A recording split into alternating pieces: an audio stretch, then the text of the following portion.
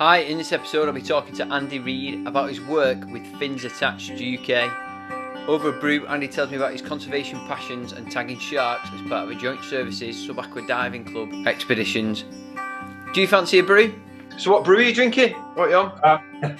Actually, this is decaffeinated organic black tea of some sort. I need to go down that decaffeinated route. I drink far too much tea. But I sleep okay. It's just, I think I could probably just do with lessening that input. This is a one-off thing. My wife's got me on this special diet at the minute. We started today. So I'm probably keel over halfway through. And I'm not allowed any impurities in my world for 10 days. So I've got to have organic decaffeinated tea or no tea. All right. I have about 12 cups of tea a day normally. So this is a come down. Have you found yourself quite tired then through the lack of? I get headaches if I don't have enough caffeine in my day. No, I mean I don't drink coffee at all. I only drink tea, and I have it probably fairly weak, so I don't suffer too much. All right. But I just drink a lot of tea, and I rarely have a tea in my hand. But it was commented on the commercial diving course that I always have tea. So Andy Reid, welcome to Fancy a Brew podcast.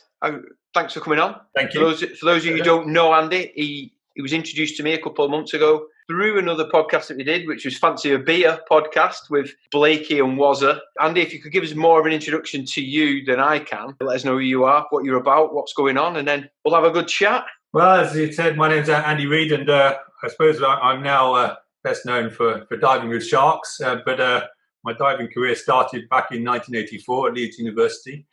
I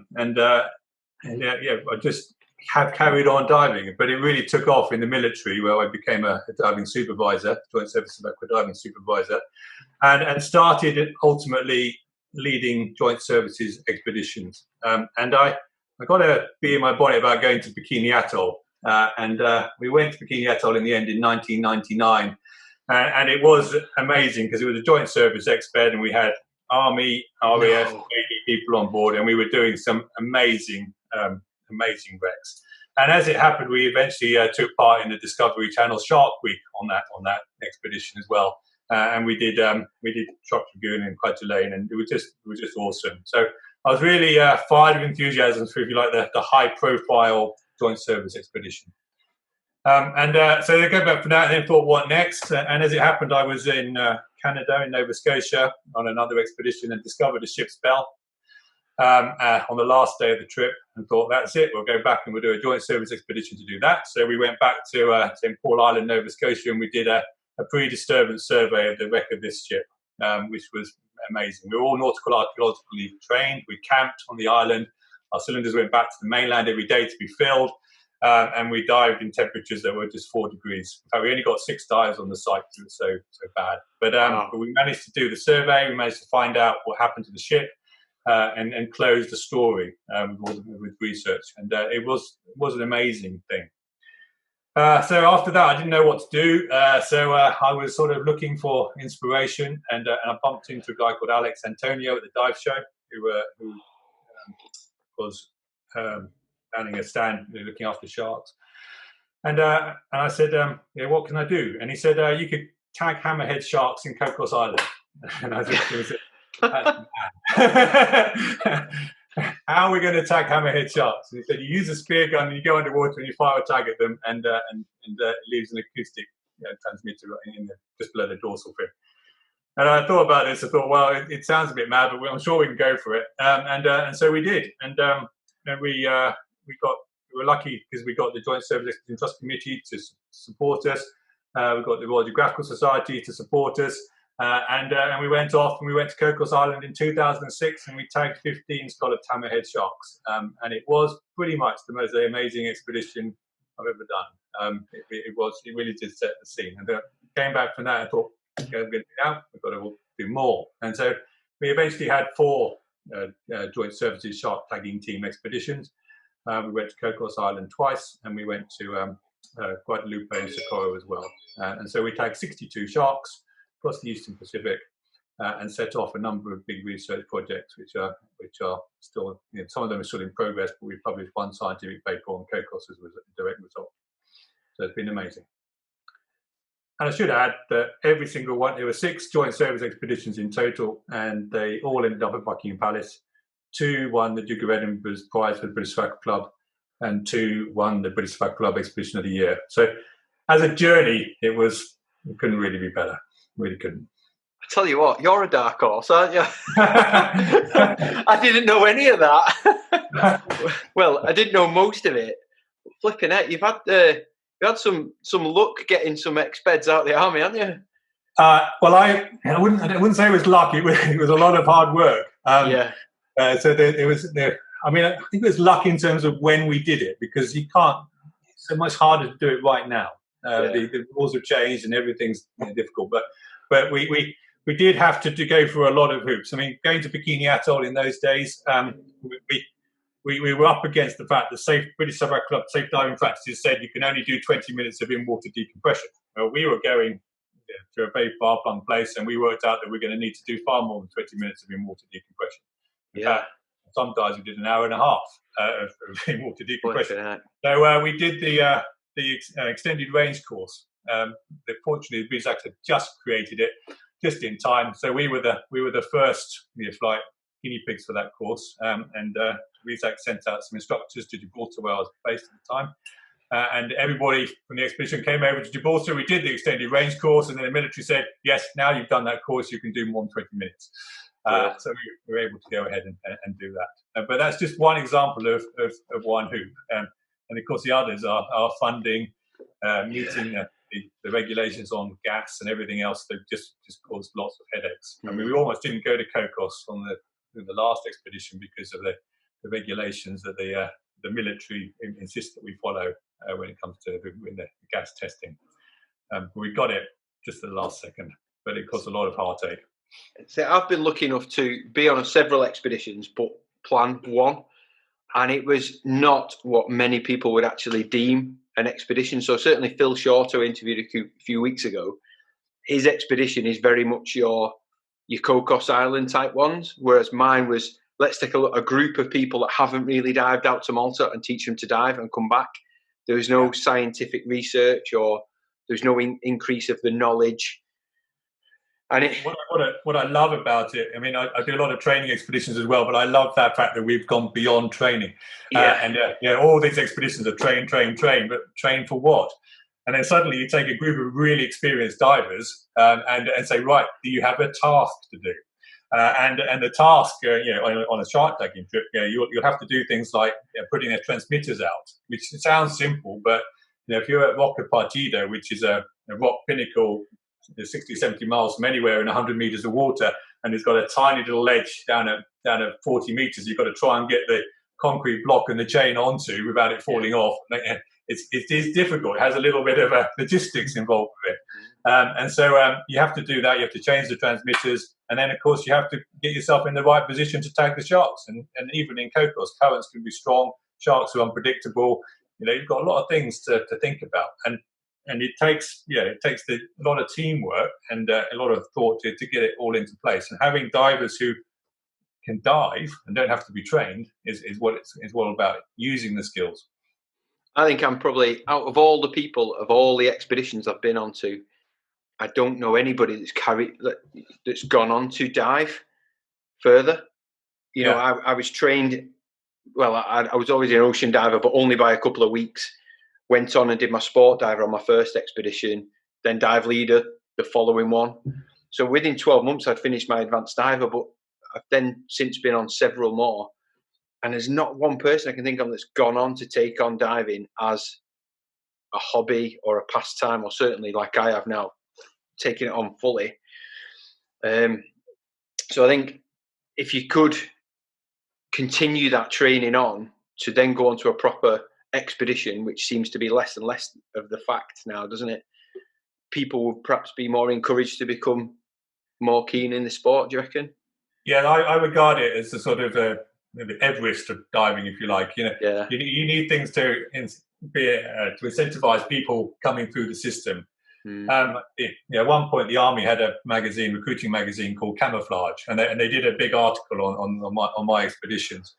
for people who hadn't joined yet, to say, this is what it's about. And to me, that is what it's about. You need, why would you start diving in the first place? Well, you want to dive because you're going to go on to do these amazing things.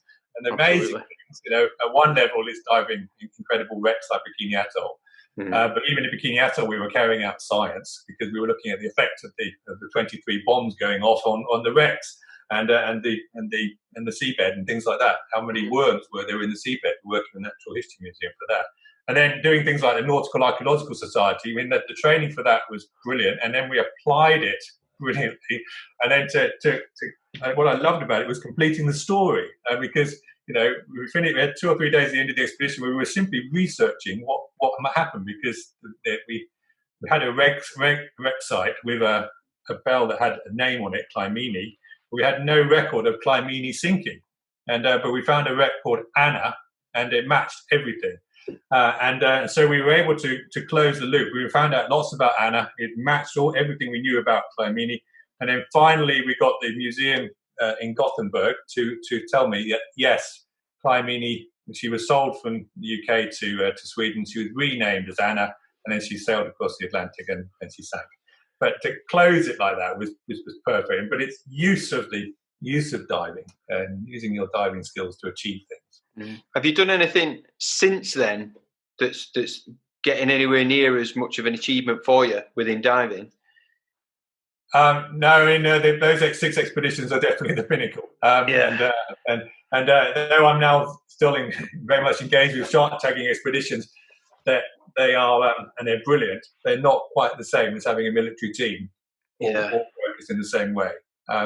If you have normal, if like civilian people on board who are they can go their own way and decide they don't want to pay a part in the project or whatever. They're their own people, if you like, and you don't have any influence over them in that sense. But as a military team, you came to do the task. You're going to do the task, and that's the great pleasure in it. Everybody's dedicated to the task. No people going the other way. What's your plans? Have you got anything coming up? Well, we're about to publish the plan for. I should go on to say that I've now left the military and now involved with a charity called Fins Attached. And so Fins Attached is a US charity that specialises in shark research and conservation. And we're now 10 years old. We've just had our birthday. But the big thing about Fins Attached is we have our own boat. So we always used to book other boats and go off on them on standard charters, if you like. But now we have our own shark research boat, and it's a beautiful boat. It's 140 foot long. It's an ex-Japanese fishing boat that was originally purchased and turned into a luxury yacht. And then it simply wasn't used really. And then we bought it and we turned it into a dive boat. So now it's got a combination of being a dive boat and fairly luxurious internal cabins, etc. But it is an amazing platform from which to dive, and we can take it anywhere. It's got a 7,900 nautical mile range. Wow! And we can go anywhere in the world in it. It does tend to use a bit of fuel. And so we're about to publish the plan for next year, and the boat's currently in Cocos Island. When it comes back from that, we plan to go to Cedros, which is off the coast of Mexico, and that's a new one for us because Cedros is a place where great white sharks are found. We've always gone to Guadalupe, which is well known for its great whites, but now no one goes to Cedros, and so we're starting a whole new research plan for Cedros, and so that's quite exciting. And then in the new year we'll go to Socorro, and then the battle rhythm, if you like, is to go back in the autumn back to Cocos. How many of those expeditions I'll actually get to do, I don't know, because at the moment it's really difficult to travel. So I'm it's really sad for me to watch. No, the shark water's just gone to Cocos and I'm not there. You must be gutted. Yeah, no, it is. I mean, I reckon I could have done it, but it's the quarantine when you come back. Yeah. So it's just really difficult. So Little Bird tells me you've just done your HSE Scuba. Yes, I've just done my first scuba, which was been interesting. Yeah, I suppose, like everything, when you have to go back and relearn, and that course is interesting because it does take you right back to the beginning again, and so you're covering a lot of stuff you've covered loads and loads of times. Yeah.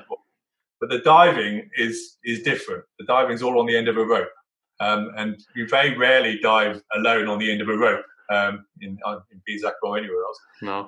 And you're doing everything that way, and not only that, in pretty zero visibility. In fact, when you do a night dive on that course, you're not allowed to take a torch, or you have a torch for emergency, but you don't turn it on. So it was quite amusing. So you basically spend all your time on the end of the rope doing different types of full face masks. Yeah. And, they're not always as easy to use as you might imagine. They sound like they're a godsend, but actually sometimes they have a tendency of leaking, and you get far too much air going out, and all sorts of little problems which you just have to get used to. And you just suddenly realise that a normal dive mask is it's just like a breath of fresh air. Yeah. It's just so easy. If you're unhappy, you can take it off and put it on. All sorts of things, but you just can't do that with some of them. I'm right in thinking that you've done the commercial one, whereas I'm doing the sort of media scientific one. Is that right?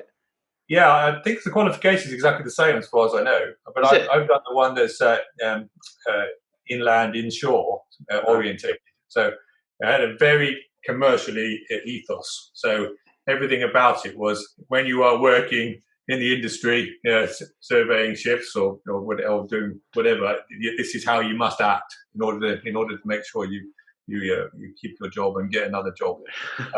It wasn't anything really to do with media or science or anything like that. It was all about the hard manual work of being a diver, which was quite.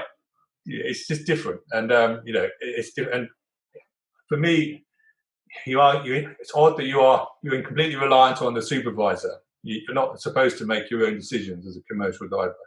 I wore a dive computer, but it was kind of frowned upon that I should do that, because it's not for you to do that. It's for you to know anything about it, or you need to know how deep you are, but the supervisor tells you when you can come up. In fact, you have to ask, may I come up? Really? You say, well, I'm low on air, may I come up? It's not a given that you will be allowed up. So it's that was a lesson, really. So I'm not used to abdicating all responsibility, if you like, to the supervisor, who is a god. Yeah. But, it must be a bit of a culture shock, having left the army as a commander of many men, and then now you're being told what you can and can't do. Yeah, it was because you sometimes I wasn't quite so happy with it. That's not the way I would want to do it, but you just have to get on with it. Yeah. And also the other thing, there was because I'm a little bit older now, and everybody else was young, so they were just starting off on their diving careers as young people, and it was just. In a way, sad for me because I'm at the end and they're at the beginning, and I wanted to be like them, if you like. But I get it. So where's Fins Attached going then within in the UK? So I'd like to form a UK arm of Fins Attached. What I'd like to be able to do, my dream would be to put together UK expeditions where UK people could have time on shark water. Yeah. So I've got to work out how it should be. So I feel there should be a membership where you are part of the family, if you like, and then you get the opportunity to go on shark water and engage in scientific research, because every expedition we do is scientific research. So we always have scientists on board, and the beauty of Fins Attached is we operate in different countries, but we operate with the scientists from those countries. So we don't go in, say, look, we're from, normally American people say, we know what's right, this is what's going to happen. No, if we're in Mexico, we have Mexican scientists. If we're Costa Rica, we have Costa Rican scientists. Right. If we're Galapagos, we have Galapagos scientists. And if we're Colombia, we have Colombian scientists. So it's always locally orientated. And then it builds into the knowledge. It glues those scientists together, if you like, because it helps the bonds between the different countries. And of course, the sharks move between different countries, and that's really important. Sorry to have to interrupt this episode to drop another plug for my Patreon account. but I spend a good 7 to 8 hours producing, editing and launching each episode of this podcast, and sometimes even spend days in the production of my YouTube videos. So to keep this content strong and valuable for you, I'm asking that you become a sponsor and patron of the Are You a Scuba Diver Fancy a Brew podcast. When you become a supporter, not only will you have my undying appreciation for helping to support the podcast, but you'll be able to take advantage of some of the many tiered benefits that come with it, some of which includes official merchandise. If you would like to become a patron of the podcast, then visit www.patreon.com/fancyabrew. There you'll see the different levels of subscription and how to join the Fancy a Brew community. So without further ado, let's get back onto the episode. If I, as a diver, wanted to come and be part of that expedition, how would I pay for that, or how would it go? Similar to a commercial way, but it's not a commercial booking. Right. So you simply pay the charity direct for the place that you want, Right. and then you turn up. We don't include flights or anything else in it. You just have to turn up at the allocated meeting place in say Costa Rica. We do. If you go with us, you get the transport to the boat from San Jose, for instance, and it includes all the park fees and everything else. And in that sense, it's exactly the same as a commercial booking. Yeah, it's almost like going with Blue O2, then, isn't it? Yeah. I suppose the only difference is Blue O2 can book your flights for you. It is similar, but we have no backroom staff. There's nothing like that. So one person tends to do it all, and so you deal with that one person, and essentially you have the same package, but you just pay directly, so we don't market, we don't do anything. Everything's by word of mouth, so expeditions are filled literally by word of mouth. So we're quite heavy on social media, on Facebook, etc. But that's how you find out about things. Right. And of course the website. Though I have a UK website ready to go, I haven't actually done anything with it yet. So that's what I need to do. So we need to get live information about expeditions and how full they are over to the UK, because that's what we're missing at the moment. Because I can't say to you, you can have a place going to Cedros in a week's time, because I don't know the boat, how full or not the boat is. Yeah. So that's where I need to go. I definitely want a place, and so does my wife. Though whenever you find there's at least 2, and if you want to come 3, let us know. We'll be on it. But I'm afraid that we're not any cheaper. The problem is that commercially you're just paying for a diving place. Now we're paying for scientists who don't pay, and we're paying for tags. And a tag is an acoustic tag is $300, and a satellite tag will be $3,000+ depending on which sort of tag it is. And so we often get grants specifically for tags. So they're often paid for, but actually, we've got to pay something in the round. They've all got to be paid for. So there's a lot more expenses, if you like, involved in our expeditions. It sounds interesting, though, because certainly someone such as myself, who's started to build a bit of a platform on social media, there'd be the opportunity, I guess, once my channel and whatnot's grown a little bit, to do some sort of fundraising and effectively pay for those tags as part of my place. So I pay for my own place and potentially do some fundraising like you would do for any other charity. Yeah, and there's absolutely no reason why not. You can fundraise for the expedition. There are proper expeditions. Yeah. And what I'd like to see is expeditions like we had the military expeditions going out in exactly the same way. Yeah. That would be a dream. And we would fundraise for them in order to pay for the tags and everything else. And so that would be the ideal solution. Just everything's just a little bit more difficult at the moment. But if we could get the unique location somewhere that would be special, and we were trying to achieve something that was beyond the norm, it would be a great thing to do. Speaking of beyond the norm, then recently we had that the petition, didn't we, to stop the movement of shark fins, which was shocking to me. I found it was really surprising that it's a big thing on most people's agenda that we don't like shark finning. But I was shocked that it's only the actual cut that's the illegal thing in the UK. The actual movement of them isn't. I was shocked at that. and then we have to actually petition government to get involved. But fortunately, we sort of got the 100,000, didn't we, so we can have the conversation in Parliament.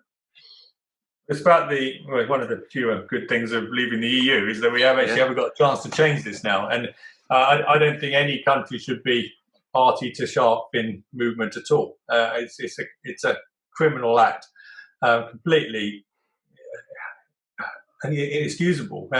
We shouldn't have any shark fins coming into the country. In fact, no country should have shark fins moving.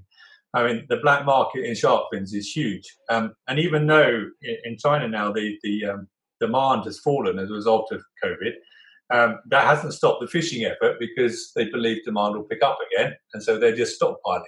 So fishing effort is going on, and actually this is where diving as a force for good is not happening, because if divers aren't diving, then we're not occupying the dive sites where the sharks are, and this gives the shark finning boats a way to get in, and so we're finding that the fishing boats are, if you like, are a danger to known dive sites. And I think the example everyone's heard about is the whale shark called Hope, which was tagged in the Galapagos. And so that would be a typical example of the sort of work we do, tagging sharks. We do tag whale sharks, which is tagged in the Galapagos, not by us, but by another research team. But she would move to other islands, and if she's got an acoustic tag on her, we'd pick her up on our receivers, for instance. That way. But Hope suddenly stopped moving, and she was, we believe, to have been caught by one of 265 Chinese fishing boats that were just outside the Galapagos protected area. And though they didn't infringe the protected area, the sharks move, and that's a problem. And so it's really sad when that iconic shark has been killed in that way. And we have the same sort of problem in Cocos Island. We have an exclusion zone, but again, the shark boats fish around it. They actually now don't fish in it. They used to, but as far as we know, they're now abiding by the law. But we know, for instance, in Cocos, there's 2 seamounts that are just outside of the protected area, and that we know the sharks swim there. We've got receivers there, but they're not protected, and so the fishing boats will target the sharks there, and of course they swim out of the zone, they get caught, they don't swim back in the zone. When you go back to Cocos Island, you've got less sharks. Our aim is to protect things like those seamounts. We've got the strategy for Cocos includes those seamounts, and then includes what's called swimways. So the swimway project is to get the science behind protecting the corridors that sharks might swim between islands like the Galapagos and Cocos. And if we can protect the swimways, we end up with a triangle, really, with a safe passage for sharks. And then we've got to make sure that the sharks aren't caught in them. And policing it is another matter. Yeah, well, it's funny because when we first spoke, if you remember, I was up in Scotland on a basking shark research trip, which I'll not go into the fact that we didn't see any. But there was a girl that was on it, and she works for Blue Marine Foundation that are responsible for a similar sort of thing. They try to create these MPAs, these marine protected areas, and she talked, and that was the first time I'd really heard about these sort of corridors between the MPAs that were already in place. It's the fact that between them, it's a given, isn't it? Whether you're just going to sit there with your nets and catch everything that's not now that's now moving in between the two. So I think we need to, like you said, get in front of them. It's an absolute given, and of course the sharks, the hammerheads, for instance, go to the shore, to the mangroves to pup, to feed, and we need to protect those as well. And so we do a series of expeditions that go to the coast of Costa Rica, where the diving is not quite as exciting as Cocos, but nevertheless just as special. And we actually do what the fishermen do. We lay a long line. So we'll lay the long line out for, say, I think it's about 100 meters, and then as soon as it's laid out, we'll bring it back in again instantly. We don't, So we bring it back in, and we see what it's caught in that brief moment of time. And it is quite exciting because then you get the babies. So it's actually a baby hammerhead is really special. And so we look at the babies, and we actually now are genetically matching the babies. So we're taking a little bit of DNA Yeah. with the adults that we're out on cocoa. So we're seeing where they're breeding. So it's really exciting project to do. So. So you can have your dives, and then in the evening you put out a long line, catch a few baby sharks. We tag them in a different way, but they are marked. But it's actually finding out what's going on there. And so you start sort of forming a family tree of them, so you can see. You've got to form a family tree, and we've been doing that.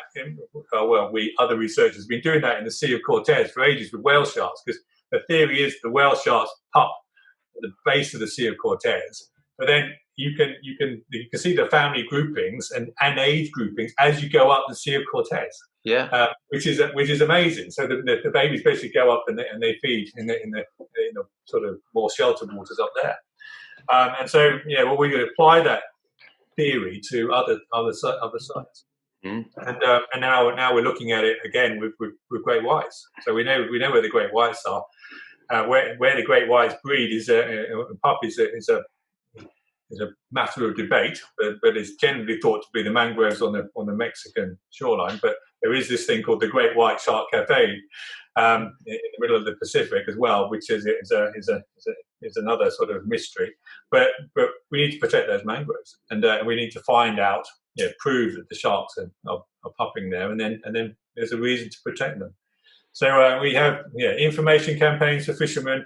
But by working with local scientists, we also they work with local fishermen, so we can close things and get a smaller world.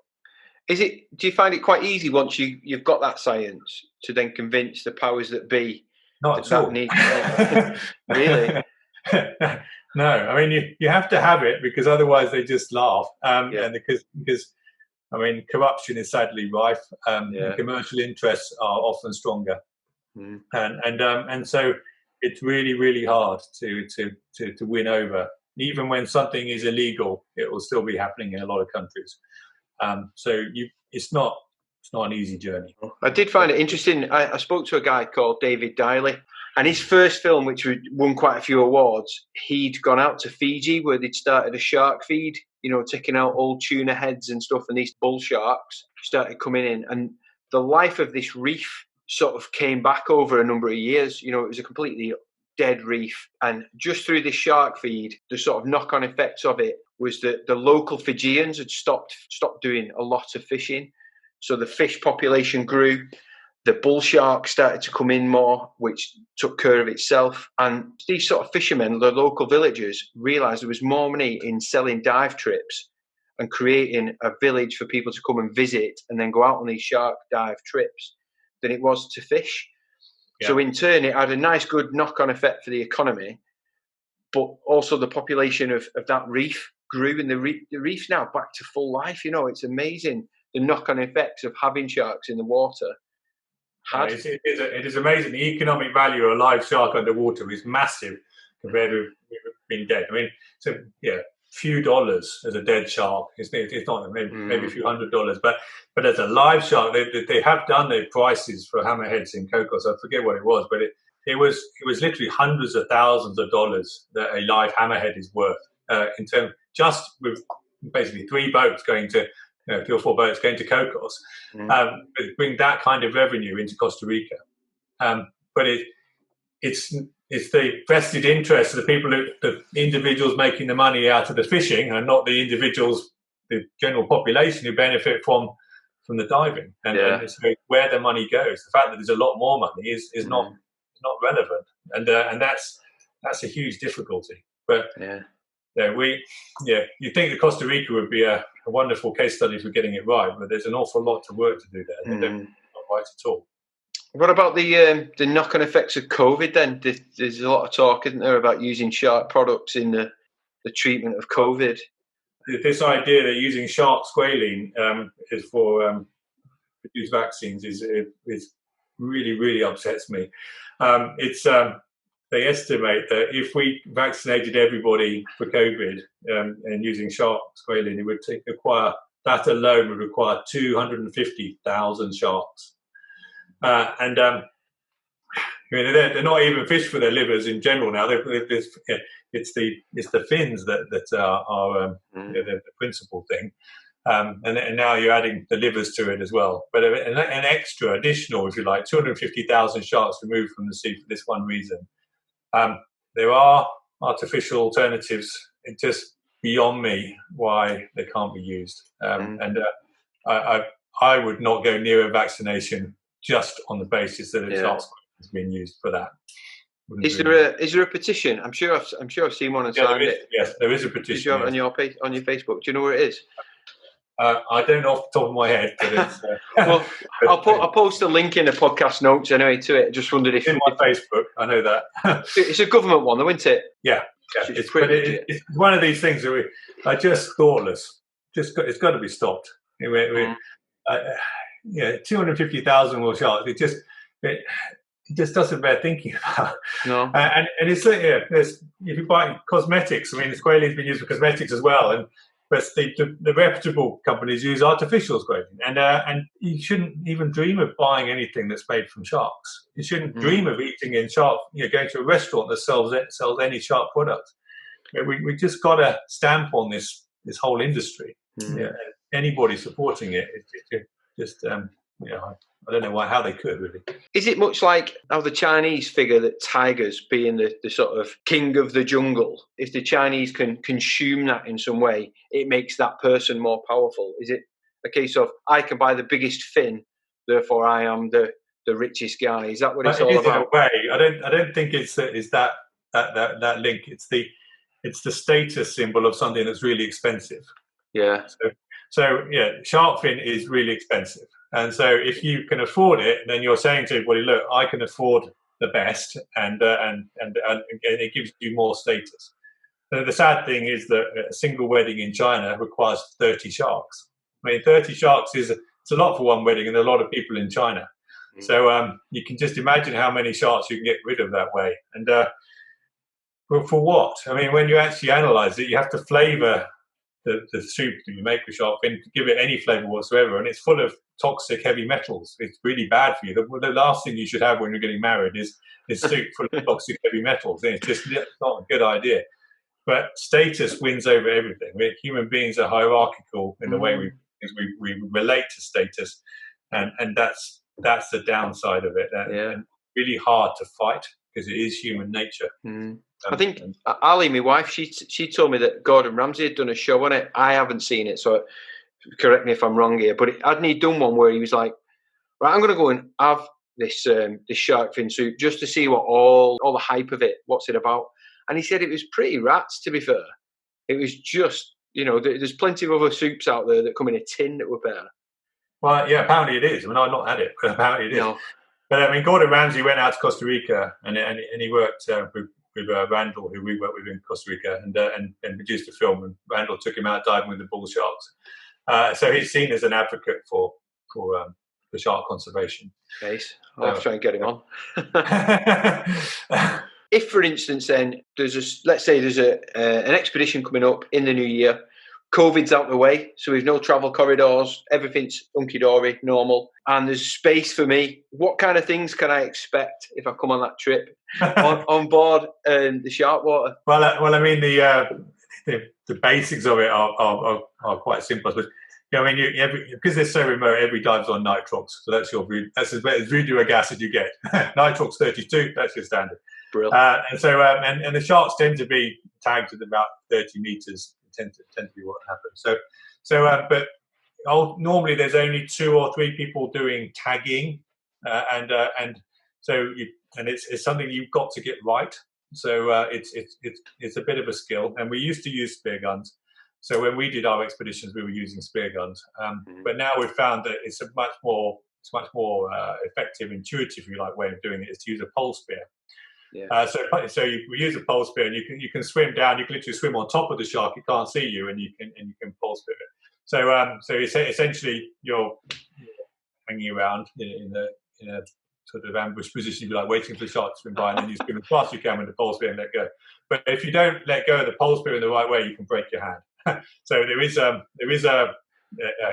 training No. need there, if you like. So, Yeah. but so it tends to be that people who like doing that get quite proficient at it, and they tend to stick in the shark tagging the actual focal point, and everybody else is in support, if you like. But then photography is an important part of it as well. So photographing not the sharks that are being tagged, but also all the life of the island. But then it's not just the tag sharks; it's the receivers as well. So when you've got so many receivers underwater, they need to be replaced continually because the batteries run out. They need the data. You can't get the data unless you go and get the receiver. Yeah. So we've just collected, I think, 8 receivers from Cocos in the last month, and we replaced them all. So that's actually quite a big task. So you've got to find them for a start, and sometimes they disappear. We don't know why, but we suspect that sometimes people take them. What on earth they do with them, I don't know. But sometimes we don't find it. But anyway, so receiver maintenance is a big part of it. You can tag sharks or not tag sharks. You can take photos, but also on a trip like that, you'll learn about what's going on. So you'll get lectures about the shark biology, about shark conservation, etc. And these are from iconic scientists often.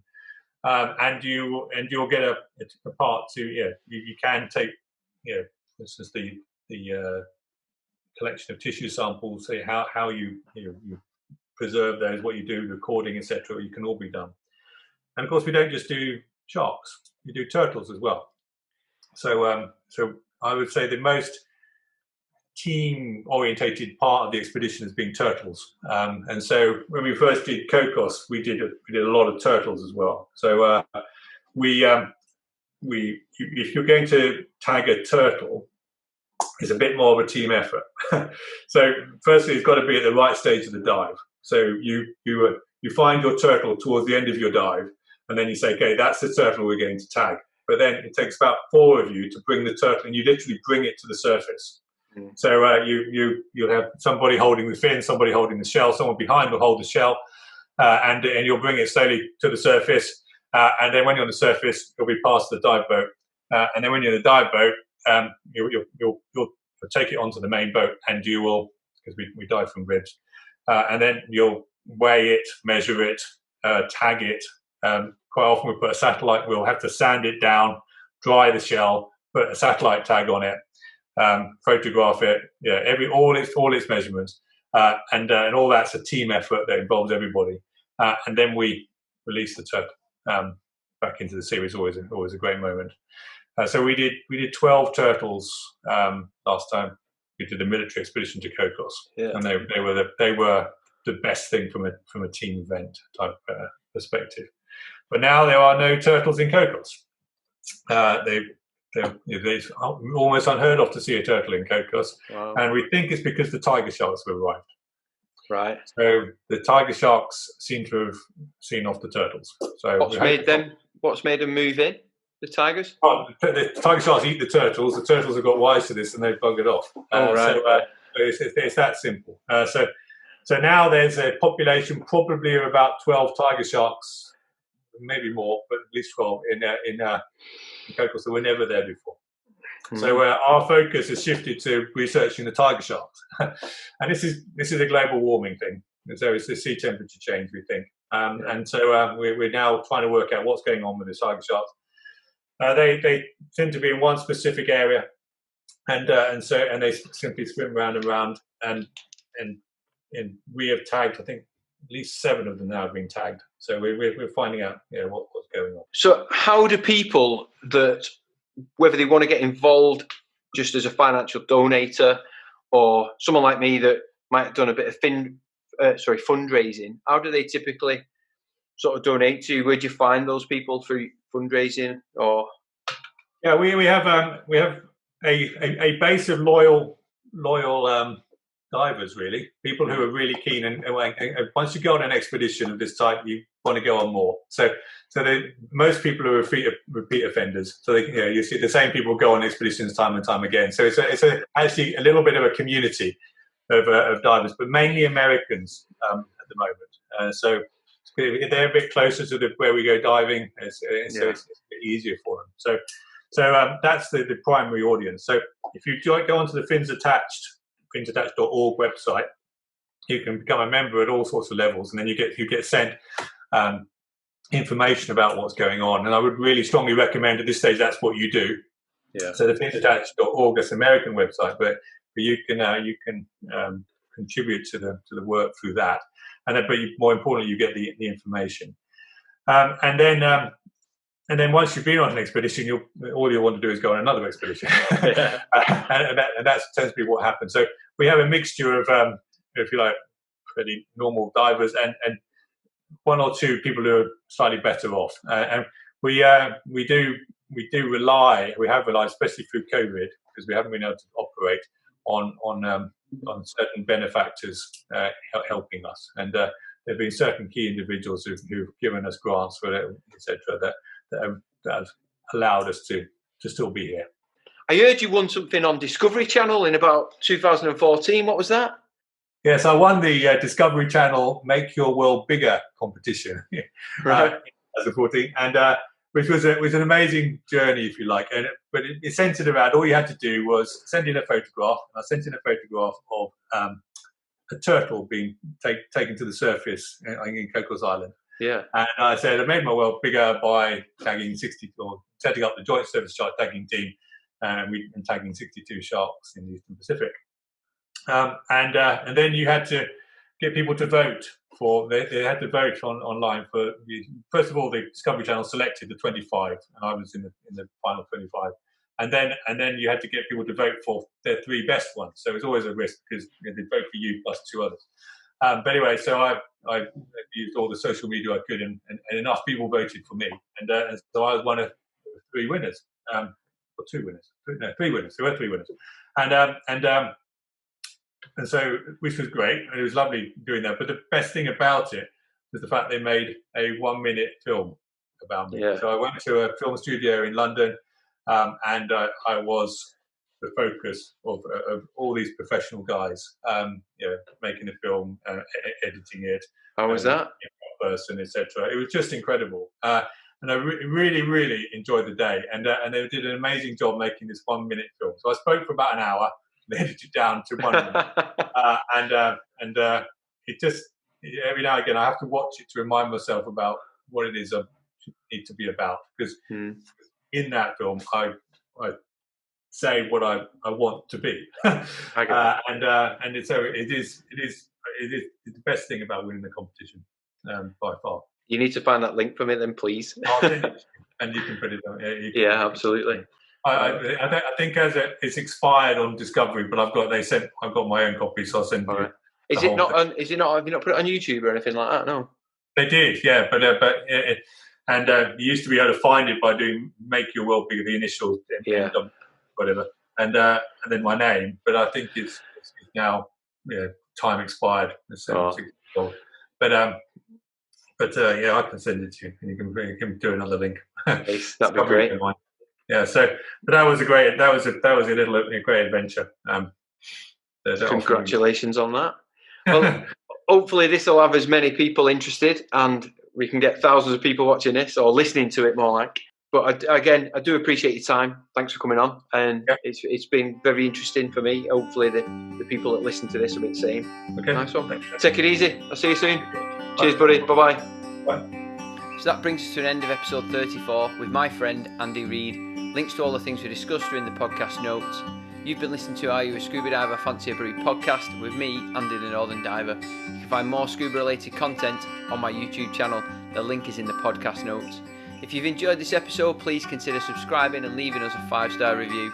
If you would like to become a patron of the podcast, then visit www.patreon.com/Fancy a Brew. If there's someone or something you'd like us to discuss, let us know via our Facebook page. Thanks for listening. See you on the next one.